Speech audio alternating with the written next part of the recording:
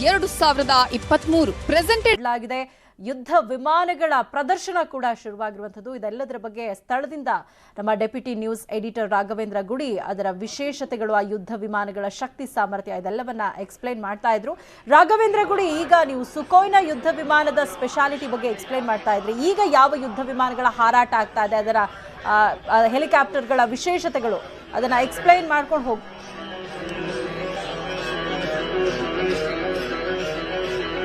ಸೌಮ್ಯ, ಆರಂಭ ಪ್ರಚಂಡವಾಗಿದೆ, ಪ್ರಚಂಡ ಪ್ರಖರವಾಗಿದೆ, ಪ್ರಖರ ಪರಿಣಾಮಕಾರಿಯಾಗಿದೆ. ಯಾಕಂದ್ರೆ ಈ ಪ್ರಚಂಡ ಪ್ರಖರ ಪರಿಣಾಮಕಾರಿ ಅಂತ ಹೇಳ್ತಾ ಇರೋದೇ ಈ ಅಟ್ಯಾಕ್ ಹೆಲಿಕಾಪ್ಟರ್ ಏನಿದೆ, ಭಾರತದ ವಾಯುಸೇನೆಯ ಪ್ರಮುಖವಾಗಿರ್ತಕ್ಕಂಥ ಒಂದು ಮುಖಂಡಮಣಿ, ಭಾರತದ ಮೇಕ್ ಇನ್ ಇಂಡಿಯಾಗೆ ಮತ್ತೊಂದು ಉದಾಹರಣೆ ಆಗಿರ್ತಕ್ಕಂಥ ಪ್ರಚಂಡ ಯುದ್ಧ ವಿಮಾನ. ಇದು ಲೈಟ್ ಅಟ್ಯಾಕ್ ಹೆಲಿಕಾಪ್ಟರ್ ಕೂಡ ಆಗಿರ್ತಕ್ಕಂಥದ್ದು.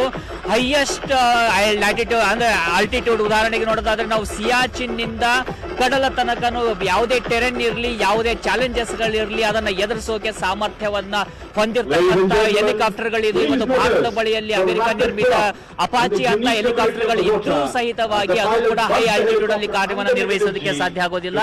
ಆದ್ರೆ ಪ್ರಚಂಡ ಪ್ರಖರವಾಗಿ ಅದರಲ್ಲೂ ಕೂಡ ಕಾರ್ಯವನ್ನ ನಿರ್ವಹಿಸುತ್ತೆ, ತನ್ನ ಚಾಕಚಕ್ಯತೆಯನ್ನು ತೋರಿಸುತ್ತೆ. ಅಂತ ಅಲ್ಲಿಗೆ ನಾವು ಗಮನಿಸ್ತಾ ಇದೀವಿ, ಆಗಸದಲ್ಲಿ ಒಂದೇ ಒಂದು ಕಡೆ ನಿಂತಲ್ಲಿ ಅನಿಸ್ತಾ ಇದೆ. ಅದ್ಭುತವಾಗಿರ್ತಕ್ಕಂಥ ಥ್ರೋಟಲ್ ಟಚ್ ಅನ್ನು ಹೊಂದಿರತಕ್ಕಂಥದ್ದು, ಇಂಜಿನ್ ಪವರ್ ಅನ್ನ ಹೊಂದಿರತಕ್ಕಂಥದ್ದು, ಅತ್ಯಂತ ವೇಗವಾಗಿ ಚಲಿಸಬಹುದು, ನಿಧಾನವಾಗಿ ಚಲಿಸಬಹುದು. ಈಗ ನೋಡ್ತಾ ಇದೀವಿ, ನೇರವಾಗಿ ಭೂಮಿಯಿಂದ ಬರ್ತಾ ಇರೋದು ರೀತಿಯಾಗಿ ಕಾಣಿಸ್ತಾ ಇದೆ. ತನ್ನ ಒಂದು ಅದ್ಭುತವಾಗಿರ್ತಕ್ಕಂಥ ಚಾಕಚಕ್ಯತೆಯನ್ನು ತೋರಿಸ್ತಾ ಇದೆ. ನಮ್ಮ ಮೇಲ್ ನೋಡ್ತಾ ಇದೀವಿ, ಆಗಸದಲ್ಲಿ ಪವನನ ರೀತಿಯಾಗಿ ಬರ್ತಿರ್ತಕ್ಕಂಥದ್ದು, ಪವನ ಪುತ್ರನ ರೀತಿಯಾಗಿ ಬರ್ತಾ ಇದೆ. ವೇಗವಾಗಿ ಆಕಾಶದಲ್ಲಿ ಹಾರ್ತಾ ಇದೆ, ತನ್ನ ಸಿಗ್ನೇಚರ್ ಅನ್ನ ಕೂಡ ಹಾಕ್ತಾ ಹೋಗ್ತಾ ಇದೆ. ಆಗಸವಾಗಿ ನೀಲಾಗಾಸ ನಾವು ನೋಡ್ತಾ ಇದೀವಿ. ಬೆಂಗಳೂರಿನ ಈ ನೀಲಾಗಾಸದ ಒಂದು ಪುಸ್ತಕದಲ್ಲಿ ಫ್ಯಾನ್ ಅಂದ್ರೆ ನಾವು ಹೇಳ್ತಿದ್ವಿ ಫ್ಯಾನ್ ಪುಸ್ತಕ ಅಂತ ಏನಿದೆ, ಅಂತ ಪುಸ್ತಕದಲ್ಲಿ ತನ್ನ ಸಿಗ್ನೇಚರ್ ಅನ್ನು ಹಾಕ್ತಾ ಇದೆ. ಪ್ರತಿಯೊಬ್ಬರ ಮನಸ್ಸಿನಲ್ಲೂ ಕೂಡ ಒಂದು ಸಿಗ್ನೇಚರ್ ಅನ್ನು ಹಾಕೋದನ್ನ ನಾವು ಪ್ರಚಂಡವನ್ನ ಗಮನಿಸ್ತಾ ಇದೀವಿ.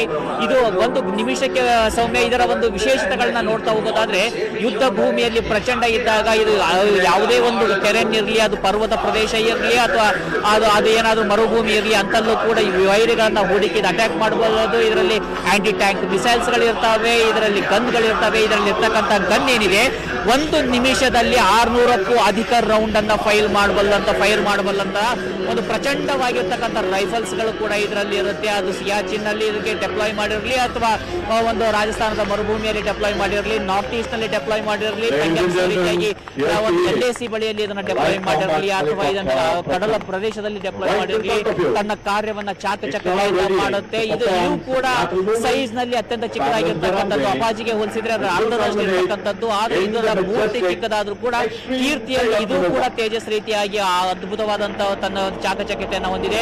ಒಂದು ಕಡೆ ತನ್ನ ಪ್ರಚಂಡವಾಗಿರ್ತಕ್ಕಂಥ ಮ್ಯಾನ್ಯೂವರ್ ಅನ್ನ ತೋರಿಸ್ತಾ ಇದೆ, ತನ್ನ ಚಾಕಚಕ್ಯತೆಯನ್ನು ತೋರಿಸ್ತಾ ಇದ್ರೆ, ಮತ್ತೊಂದು ಕಡೆಯಿಂದ ಸೂರ್ಯ ಕಿರಣಗಳು ಇದನ್ನ ತಮ್ಮ ಒಂದು ನೈಪುಣ್ಯತೆಯನ್ನು ತೋರಿಸುತ್ತೆ. ಸೂರ್ಯ ಕಿರಣ ತಂಡಗಳು ಕೂಡ ಅದ್ಭುತವಾಗಿರ್ತಕ್ಕಂಥದ್ದು ಮತ್ತು ಅತ್ಯಂತ ಚಾಕಚಕ್ಯತೆಯಿಂದ ಕೂಡಿರ್ತಕ್ಕಂಥದ್ದು, ಅತ್ಯಾಧುನಿಕವಾಗಿರ್ತಕ್ಕಂಥದ್ದು.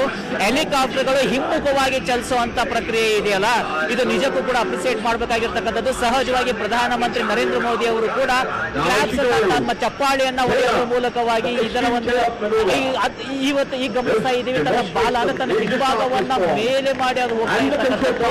ನಿಜಕ್ಕೂ ಕೂಡ ಈ ಒಂದು ನೈಪುಣ್ಯತೆಯನ್ನ, ಟೆಕ್ನಿಕಲ್ ಅಥಾರಿಟಿಗಳನ್ನ ನೋಡ್ತಾ ಇದ್ರೆ ನಮ್ಮ ವಿಜ್ಞಾನಿಗಳ ಬಗ್ಗೆ, ನಮ್ಮ ಏರ್ಫೋರ್ಸ್ ಗಳ ಬಗ್ಗೆ ಎಂಥವರಿಗೂ ಕೂಡ ಹೆಮ್ಮೆ ಮೂಡೋದೇ ಇರೋದಕ್ಕೆ ಸಾಧ್ಯನೇ ಇಲ್ಲ ಸೌಮ್ಯ. ಯಾಕಂದ್ರೆ ನೋಡಿ, ಅದು ನೇರವಾಗಿ ಹಾರುವಂಥದ್ದು, ಹಿಮ್ಮುಖವಾಗಿ ಚಲಿಸುವಂಥದ್ದು ಹೆಲಿಕಾಪ್ಟರ್.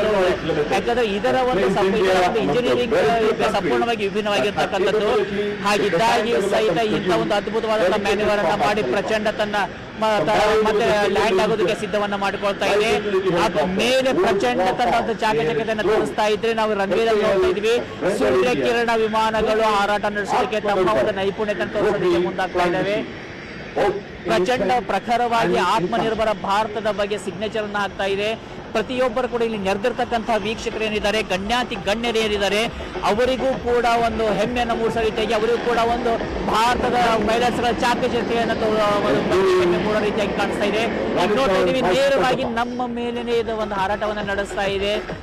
ಅದರ ಸೈಜ್ ಅನ್ನು ಗಮನಿಸ್ತಾ ಇದೆ, ಅತ್ಯಂತ ಚಿಕ್ಕದಾಗಿರ್ತಕ್ಕಂಥದ್ದು. ಎಂತ ಶತ್ರು ದೇಶಗಳ ರೆಡಾರ್ಗಳಿದ್ರು ಕೂಡ ರೆಡಾರ್ ಕ್ರಾಸ್ ಸೆಕ್ಷನ್ಸ್ ಅಂತ ಇರುತ್ತೆ. ಅಂದ್ರೆ ರೆಡಾರ್ ಅಂದ್ರೆ ಒಂದು ರೀತಿಯಿಂದ ರೇರ್ ಅನ್ನ ಬಿಡುತ್ತವೆ. ಆ ರೇ ಅದ ರಿಫ್ಲೆಕ್ಟ್ ಆಗಿ ಬಂದಾಗ ಇಂತ ಒಂದು ಅಬ್ಜೆಕ್ಟ್ ಇದೆ ಅಂತ ಹೇಳಿ ಲೆಕ್ಕಾಚಾರ ಹಾಕಿ ಅದಕ್ಕೆ ಬೇಕಾಗಿರ್ತಕ್ಕಂತ ಒಂದು ಯುದ್ಧದ ನೈಪುಣ್ಯತೆಯನ್ನ ಅವ್ರು ರೂಪಿಸ್ತಾರೆ. ಅಂದ್ರೆ ಇದಕ್ಕೆ ಮಿಸೈಲ್ಸ್ ಗಳನ್ನ ಹಾರಿಸಬೇಕಾ, ಯುದ್ಧ ವಿಮಾನಗಳನ್ನ ಬಳಸ್ಕೊಳ್ಬೇಕಾ, ಯಾವ ರೀತಿಯಾಗಿರ್ತಕ್ಕಂಥ ಮಿಸೈಲ್ಸ್ ಗಳನ್ನ ಬಳಸ್ಕೊಳ್ಬೇಕು, ಎಷ್ಟು ದೂರದಲ್ಲಿ ಆಬ್ಜೆಕ್ಟ್ ಗಳಿವೆ ಮುಂತಾದವುಗಳ ಶತ್ರುಗಳು ಪತ್ತೆ ಹಚ್ತಾರೆ. ಆದ್ರೆ ಇಷ್ಟು ಚಿಕ್ಕದಾಗಿರ್ತಕ್ಕಂಥ ರೆಡಾರ್ ಕ್ರಾಸ್ ಸೆಕ್ಷನ್ ಅನ್ನ ಹೊಂದಿರತಕ್ಕಂಥ ಫ್ಲೈಯಿಂಗ್ ಆಬ್ಜೆಕ್ಟ್ಸ್ ಇದ್ದಾಗ ಅವುಗಳನ್ನ ಪತ್ತೆ ಹಚ್ಚುವಂಥದ್ದು, ಅವುಗಳ ಮೇಲೆ ಅಟ್ಯಾಕ್ ಮಾಡುವಂತದ್ದು, ಅದು ಅಟ್ಯಾಕ್ ಮಾಡೋ ಜೊತೆಗೆ ಅದೇ ಅಟ್ಯಾಕ್ ಮಾಡಿರುತ್ತೆ. ಹೀಗಾಗಿ ನಿಜಕ್ಕೂ ಕೂಡ ಇದು ಪ್ರಚಂಡವಾಗಿರ್ತಕ್ಕಂಥ ಕಾರ್ಯ. ಹೀಗಾಗಿ ಇದಕ್ಕೆ ಸಹಜವಾಗಿ ಪ್ರಚಂಡ ಅಂತ ಹೆಸರಿಟ್ಟಿದ್ದಾರೆ.